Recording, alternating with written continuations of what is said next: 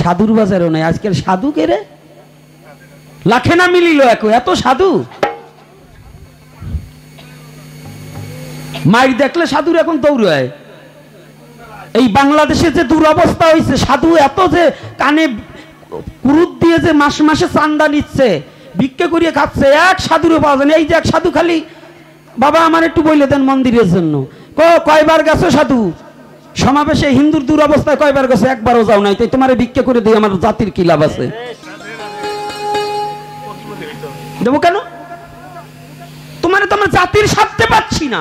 সনাতনী জাতি মার খাচ্ছে, সনাতনী জাতি নির্যাতিত হচ্ছে।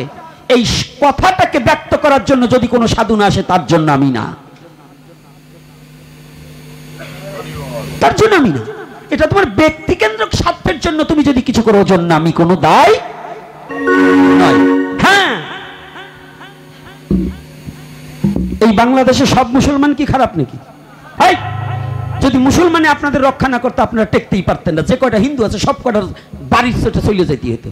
এদেশে আজও ভালো মুসলমান আছে, তবে কিছু উগ্রবাদী উগ্রপন্থী যারা জবরদখল, যারা মানুষকে হত্যার যজ্ঞে মেতেছে, তারা কোনো মুসলমান নয়, তারা আলাদা একটা জাতি। মুসলমানের হৃদয়ে কখনো হিংসা থাকতে পারে না। নজরুল বললেন, পূর্ণতা যার আছে ঈমান, কোথা পাইরে সেই মুসলমান। যার পূর্ণতা ঈমান আছে, যে ঈমানদার ব্যক্তি, সে কখনো মানুষকে হত্যা করতে পারে না, সে কখনো কারো জমি দখল করতে পারে না। সেই ঈমানদার মুসলমান কখনো নারীর প্রতি লালসিত হতে পারে না। তাহলে যারা করছে, তাদের প্রতিবাদ করার জন্য আজকে যারা সংখ্যালঘু জাতি, যারা সনাতনী জাতি আছে, এত কষ্ট করছি, এত বকবকানি করছি। কই এদেশে যারা গুরুগিরি করে খাচ্ছে, ব্রাহ্মণ আছে, বৈষ্ণব আছে, ভোগ দিয়ে খাচ্ছে, কয়জন পাচ্ছেন? কয়জন পেয়েছেন? আমি মনে করি এই সাধু, এই গুরুদেব, এই ব্রাহ্মণদের চেয়ে ওই কলেজের ভার্সিটি ছাত্রদের প্রণাম করা উচিত, যারা নিজের জীবনটাকে বলিদান দেবার জন্য চলেছে।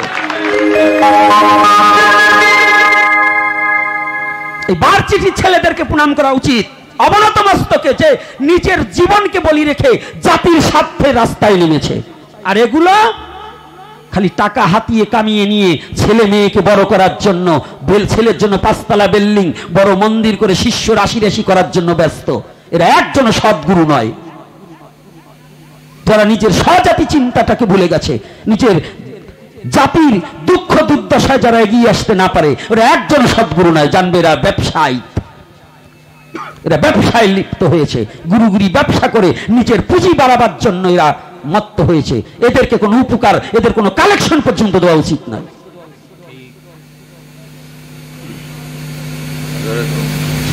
কষ্ট পাচ্ছেন নাকি? এদেরকে কালেকশন, ধান দেওয়া বন্ধ করে দেবেন, কালেকশন দেওয়ার পারবেন না। এরপর থেকে দেখবেন যে জাতির স্বার্থে যারা এগিয়ে না আসবে, এদেরকে একেবারে বয়কট করুন। কোনো কালেকশন হবে না। কিসের কালেকশন? তাকে দিয়ে লাভ কি? হাত পা আছে, কর্ম করে খাও।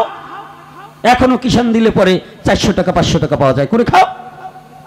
ব্যবসা, কারা চাইল খাওয়ার এত লালসা?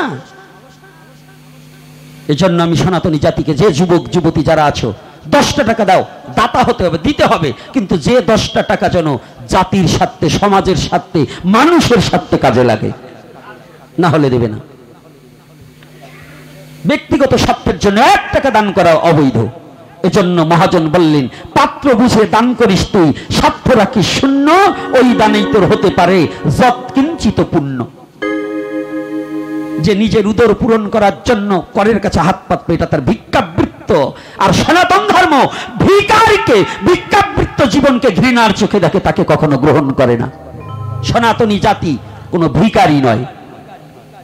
এই যে গোপাল একটা পাইতে, হাত পাইতে ভিক্ষা করে দাও, ওরে কলারে, ভগবান যে অনন্ত কোটি ব্রহ্মাণ্ডের মহাপরিচালক, তোর লাগবে, তুই গোপাল নিয়ে গেছিস কেন? হারামজাদা। ভগবানের কি অভাব আছে? সে রাজার ছেলে, রাজা, সে 100 বছর রাজত্ব করেছে, তার পিতাও রাজা ছিল, আর তারে তুই ভিখারি বানিয়ে হাত পেতে পেতে দাও দাও দাও। এগুলো সম্পূর্ণ অবৈধ। এগুলো প্রত্যেকটা কীর্তনের আসর থেকে বন্ধ করা উচিত। এটা এক ধরনের ধান্দাবাজ। এই ধান্দাবাজদের ভগবানকে নোংরামির পথে ভগবানের বিগ্রহ নিয়ে এই ব্যবসাটাকে বন্ধ করা উচিত। কি কষ্ট পাচ্ছেন নাকি? আমার ভগবান কি ভিখারি? ভিখারি আমি হতে পারি, তা আমি বলবো যে আমার পেট চলে না, আমার জীবন চলে না, আমাকে কিছু দাও। ভগবানকে নিয়ে ভগবানের কথা কই আবার ওই টাকাতে মুরগি কেন কেমনি? এই জন্য বলছি, সনাতন ধর্ম নিয়ে যদি কেউ সিনিমিনি খেলা হয়, আমি অন্তত ভগবানের কাছে প্রার্থনা করব মৃত্যুর পরেও ভগবান তাকে ক্ষমা করবে না।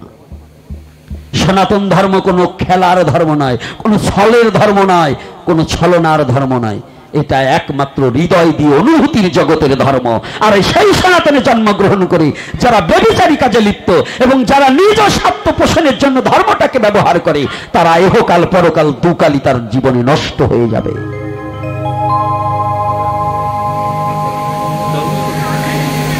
সাবধান, নিজের দোষটা পরের দিকে চাপিয়ে দেওয়া যাবে না। কষ্ট পেলে আমার কিচ্ছু করবার নেই, কিচ্ছু করবার নেই, কারণ আমার আলোচনায় এখানে আমি ওই কৃষ্ণ কংসকে মেরে ফেলছে ও আমি বলবো না। আমার কথা তুমি কারে মারতে পারো এইটা দেখো, অর্থাৎ তোমার ভিতরে যে কংস আছে ওকে মারার চেষ্টা করো। তোমার ভিতরে যে পুতুনা আছে রাক্ষসী, ক্ষুধা নামক রাক্ষসী, ক্ষুধা হলে পরে ভজনকে ভুলে যাও, ওই রাক্ষসীটাকে মারো, বধ করো। কামরূপ কংসকে ধ্বংস করো, এগুলোকে ধ্বংস করে তোমার দেহরাজ্যটাকে উন্নত করো। এজন্যই ভগবত ভজন, এই ভাগবতীয় কথার একান্ত প্রয়োজন। সংস্কার হতে হবে এবং নিজের দেহ জমিটাকে উর্বরা তৈরি করতে হবে। তাহলে কোথায় পাবে গো? খুঁজিলে ভগবান পাবি না সে ধন, যদি জ্ঞান নয়ন না ফুটলে পরে। সারা ভুবনে খুঁজলে সে ধন পাওয়া যাবে না, কি না হলে এই চর্মচোখে হবে না, জ্ঞান নয়ন না ফুটলে পরে। জ্ঞান নয়ন কাকে বলছি? কে ফুটাবে? অজ্ঞানতিমিরন্ধস্য জ্ঞানাঞ্জনশলাকয়া চক্ষুরুন্মীলিতং যেন তস্मै শ্রী গুরুবে নমঃ।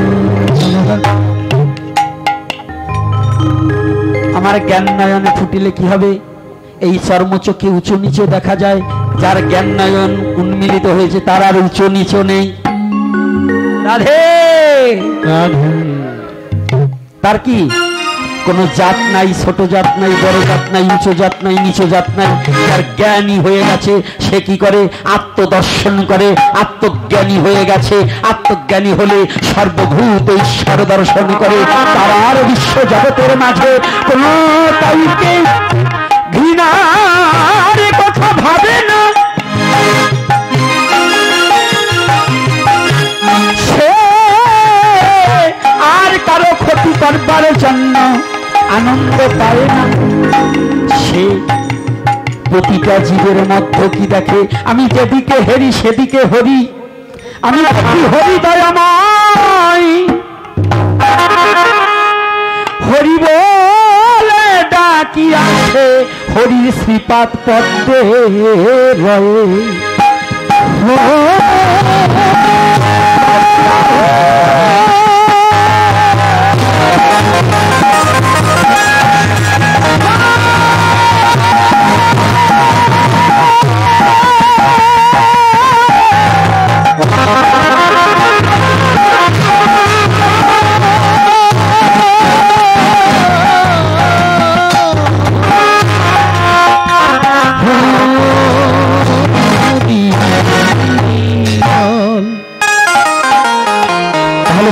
কোথায় পাবো? বেদের পরিপক্ক ভক্তি ফলটা ভাগবত নিরূপণ করেছে। ভাগবতকে, এই গ্রন্থরূপী ভাগবত কিন্তু পূর্ণ ভাগবত নয়। এই কাগজ চীন দেশে কিছু বছর আগে সৃষ্টি হয়। এই কাগজের ভাগবতের আগেও ছিল যে ভাগবত, সেই ভাগবত জানতে চিনতে পারিলে পাইবে পাইবে সেই গোবিন্দ ভজনের সুফল। সেই ভাগবত খান কোনখানা? শাস্ত্রে করেছে নিরূপণ। 3খানা ভাগবত আছে, শুনেন ভক্তগণ। কয়খানা ভাগবত? কি কি ভাগবত? একটা অচল ভাগবত, একটা সচল ভাগবত, একটা মধুর ভাগবত হয়। অচল ভাগবত যেখানে এই সন্মুখে গ্রন্থ রূপে রয়, যে গ্রন্থ কানাকে কেউ না চালালে চলতে পারে না। এই ভাগবত খানা আমি যদি না নেই, কিংবা আপনি যদি না নেন, যাবে কি যাবে? তাহলে এটার নাম অচল ভাগবত, গ্রন্থ রূপে যা লেখা রয়। ইহার আগেও ভাগবত ছিল। ইসলাম শাস্ত্রে বললেন ওহির মধ্য দিয়ে, জিব্রাইল সাল্লাল্লাহু আলাইহি সাল্লামের মধ্য দিয়ে আল্লাহ নবীকে পাঠিয়েছিল যে কোরআনের সূরাগুলো। আর আমাদের সনাতন ধর্মে ভগবান কৃষ্ণ নিজে ব্রহ্মার কাছে দৈব ভাবে পাঠিয়ে দেয়, পাঠিয়ে যে ভাগবত কোন গ্রন্থ রূপে লেখা ছিল না বিশ্ব বসুধায়।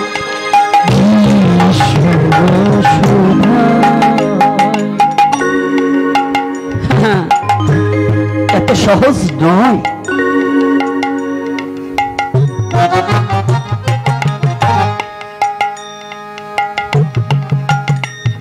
এত সহজ নয়। তাই কি করেছে? এটা অচল ভাগবত। এই অচল ভাগবতকে যিনি মস্তকে ধারণ করে বিশ্ব জগতে ঘুরে বেড়ায়, তাকে মহাত্মাগণ সচল ভাগবত বলে।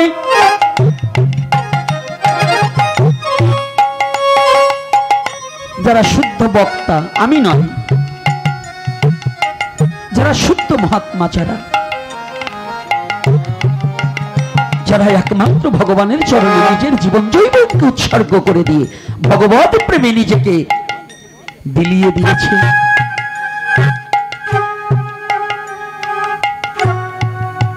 আমাদের সনাতন ধর্মে যেমন হরিদাস মহাপ্রভুর চরণে সমস্ত দেহখানা জীবন জৈবনে বিলিয়ে দিয়েছিল, আর ওই মুসলমানের মধ্যে ওয়াজ কর্মী পাগলা যেমন নবীর প্রেমে পাগল হয়ে তার সব দিয়ে দিয়েছিল।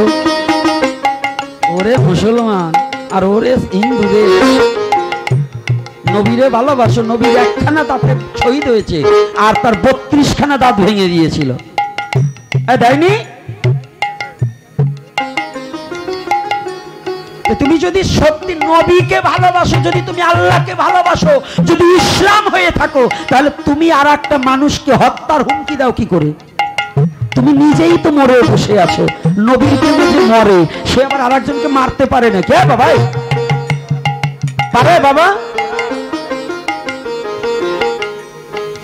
এরা কারা? এই যে দেখলাম ইউটিউবে হুমকি দিচ্ছে জবাই করে দেওয়া হবে।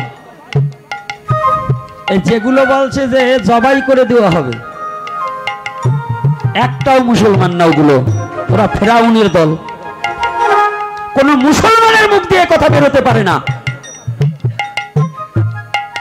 এই বাংলাদেশের মধ্যে যার কথা আমি বারংবার বলি, এই পদ্মার এপারে একজন শ্রেষ্ঠ মাওলানা, একজন আল্লাহর ওলি, যে নগরকান্দা জঙ্গতি মাদ্রাসার প্রিন্সিপাল আব্দুল গফফার সাহেব। আপনি যান, যদি কোনো মুসলমান এখানে যারা চেতন মুসলমান আছেন, আপনি যান, তার মুখে তার ওয়াজে কোনোদিন কোনো কারো গীবত নেই। 100 ওয়াজ আনুন, আমি চ্যালেঞ্জ করে বলছি, তার মুখে কোনোদিন কোনো গীবত নেই, কোনো নিন্দা নাই, কারো কোনো ছোট করে দেখা নেই।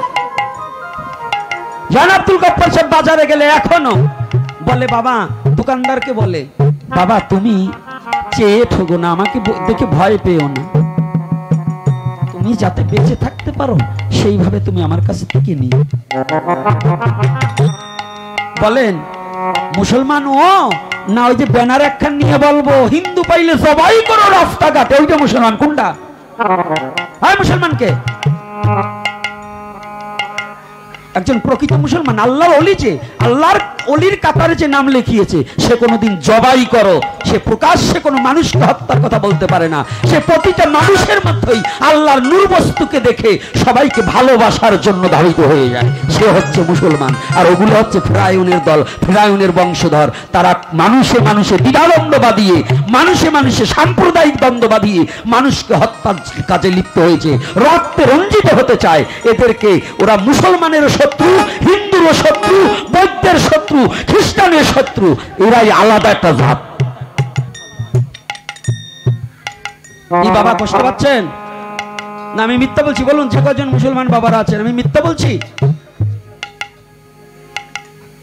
হিন্দুর মধ্যে, সনাতনীর মধ্যে যদি আমি গোপীনাথ যদি একজন মুসলমানকে হত্যা করতে চাই, তাহলে জেনে রাখবে আমিও প্রকৃত হিন্দু নয়। তবে হ্যাঁ, হত্যা করা যাবে কখন?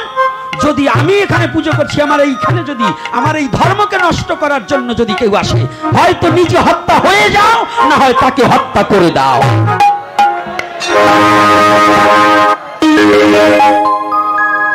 যদি নিজের স্বধর্মের প্রতি কেউ আঘাত আনে, হয়তো নিজে হত্যা হয়ে যাবে, না হলে হত্যা করে দেবে, তবু তাকে ছাড়া যাবে। তারা কয়জন আসবে? কয়জন আসবে? এই বাংলার বুকে আজও মানুষ আছে, আছে না? এই বাংলার বুকে আমি যেখানে থাকি ভাঙাতে, মাত্র 4 ঘর হিন্দু আর সব মুসলমান। তারা তো আমার একদিনও ক্ষতি করলো না। যদি প্রতিটা মুসলমানের মধ্যে ওদের মতো ওই যে ফেরাউনের দলের মতো যদি হিংসা থাকতো, কাফেরের মতো, তাহলে ওরা আমাদের এই বাংলাদেশে থাকতে দিত না। আজও মুসলমান বাদী হয়ে আমাকে কতজন বলছে, ফোন করে বলে, বাবা সাবধানে থাকবেন। মুসলমান আমাকে ফোন করে বলে, বাবা দেখেন ওরা কি কথা বলছে, আপনারা একটু সাবধানে থাকবেন, আপনারা একটু নিরাপদে থাকবেন। আমার চোখে জল এসে যায়। 3 দিন আগে একটা ছেলে, ছোটবেলায়, ও ছোট, আমার চেয়ে একটু বয়সে ছোট, কিন্তু অনেক কথা বলেছি, একসাথে চলেছি।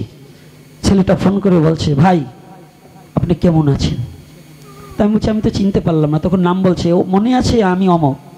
হ্যাঁ। বলছে আপনি একটু সাবধানে থাকবেন, আমরা প্রবাসে বসে, জানেন দাদা আপনার কথা আমি একটু চিন্তা করি, আমাদের বাংলাদেশে যা শুরু করছে কিছু কিছু লোকে, তাতে আপনাদের প্রতি অত্যাচার না হয়, তা আপনি একটু সাবধানে থাকবেন। আমার চোখ দিয়ে জল এসেছে। ও তো মানুষ, ও তো একটা মুসলমানের ছেলে, তাহলে ওর চিন্তাটা কতটুকু, ওর চিন্তাটা কত গভীরতম, যে ও এখনো ভাবে যে না, আমরা হিন্দু মুসলমান একসাথে চলেছি, আমরা একসাথে থাকতে চাই, আমাদের কোনো হিংসা করা যাবে না। ওই যে গ্রামের নওজোয়ান হিন্দু আর মুসলমান মিলিয়া মুর্শিদে আর বাউল গান গাইতাম, আগে কি সুন্দর। এখন আছে সেই দিন? ধর্ম বাড়ছে কিন্তু হিংসা, ধর্মের লিবাস বাড়ছে কিন্তু হিংসা বাড়ছে, ধর্ম হারিয়ে যাচ্ছে। কি হিন্দু, কি মুসলমান, কি বৌদ্ধ, কি খ্রিস্টান। হিন্দুদের মধ্যে এই যে মালাধারী আর এই যে এত নামযোগ্য আগে ছিল না, ছিল? এই যে সনাতনী যারা আছেন, ছিল এত? হ্যাঁ, এই যে হিন্দুগুলাও এখন যা শুরু করছে, এদের চোটেও মানে একদিন আমাদের বিপদ আছে। এত ভালো ভালো না, হিংসা ভালো না, সাধু হও, ভক্ত হও, বিভক্ত হইও না। ভক্ত হতে চেষ্টা করো, বিভক্ত হইও না। বাবার আমার কথায় কষ্ট পাচ্ছেন না তো? হ্যাঁ, আমার এই আমার মানে নিজের জীবনের এই একটা প্রতিজ্ঞাবদ্ধ, যদি ভগবানের কথা বলি 5 মিনিট আর 35 মিনিট কথা বলবো জীবনের কথা, যে কথা শুনলে জীবের জীবদ্দশায় চরিত্রের পরিবর্তন ঘটে।